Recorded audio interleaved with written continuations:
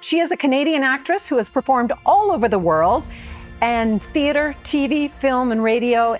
Perhaps she is best known for her iconic role as Rogue in the X-Men animated series, now available on Disney+. She is also the author of a new memoir called A Rogue's Tale. We wanted to big warm welcome to Lenore Zann. Oh, thank you so much. And I'm so sorry about the noise behind me. I'm at a Comic-Con in Knoxville, Tennessee. Oh, that's excellent. Well, we know you call your home Nova Scotia, so you are our Canadian through and through. But as we were talking earlier off camera, you have lived all over the world, and we'll talk about that a little bit. But I want to also start with talking about your book, and I read it and I just ate it up. Thank you for being so candid, so authentic. I'm going to say that for everybody, that they should pick this up, because you have a political background as well that you took up a little bit later after being this huge actress. Not everyone is so candid, and you've had a long and diverse career. I'm going to ask the first question. You knew, as judging from the book, early on that you wanted to be a performer. So tell us what your biggest influence was, share with our audience, what made you want to become a performer and do what you've done? Thanks for that, Lita, and thank you for reading the book. You know, I think people who are performers were born to perform. I think we have it in our DNA. And it came naturally to me. I never had a voice lesson or a singing lesson or an acting lesson, really, when I first started. I was 15 in high school doing musicals, Guys and Dolls. I played Adelaide. And people said, oh my God, that girl deserves to be on the stage. She's born for the stage.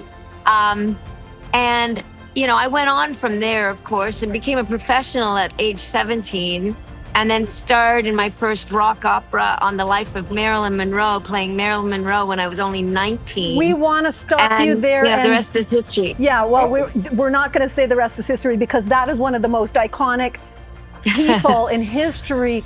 We need to take a beat there and talk about that incredible rock and roll opera. How did you, at 19, and Marilyn hadn't been, there hadn't been all these documentaries and all that about her yet. How did you grasp and jump into that role? What did you do? Well, I decided that I didn't want to do an imitation of her. I didn't want to be just a Marilyn Monroe, look-alike, sound-alike. I wanted to express her true essence. So what I did was I read every book I could on the subject of her. This was again in 1980. So I got the role when I was 19 in 79. Started looking into it, reading all the books, performed her at the age of 20. And when I put on the costume and the wig and the makeup, I became Marilyn. That's amazing. Now you've had this incredible career as an actor, politician. You're currently at a Comic-Con for your great role as Rogue, which you've got so many fans, a huge fan base. So we've got to let you get back to them, I'm sure. But can we end it on what's next for Lenore?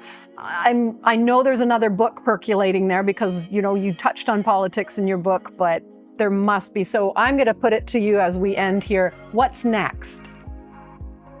Well, for now, I have a new TV series that I just finished shooting called Revival, which just came out on television. It's live action, so I'm on camera. There are 10 episodes. You can see it in Canada on Crave and CTV, and I believe Amazon Prime. And so if that show gets picked up, we'll do a second season. We shot that in New Brunswick, which is close to me in Nova Scotia. As you said, I do want to write a second book, maybe something like Rogue Goes to Parliament or something like that. But yeah, I want to tell more about what it's like to be a female politician and it ain't easy. I can tell you that much. Oh, absolutely But not. I do want to do that. I think that's definitely in the making for sure with a lot of the celebrities that you have touched and, you know, been had great relationships with. I would be remiss in not mentioning that my fiance is a Croatian, so I loved your journeys to Croatia in the book, but we'll save that for our audience. They need to pick up your book and read that through that themselves. I want to thank you so much for taking some time out, being in Knoxville with all your fans. Love to see you back in Vancouver, so anytime. I'll be back in Vancouver in the fall. I plan on spending some time there now. So I found an apartment recently when I was there, and I'm going to come back and spend some time. Well, so that's great news. Look for me on at your local Starbucks or local coffee shop. I'll be there walking along the seawall. Excellent. Saying hello to everybody. Excellent. Thanks, Lenore. Lenore Zann, amazing artist, author, actress, and politician. So thank you for being on the show. Thanks so much.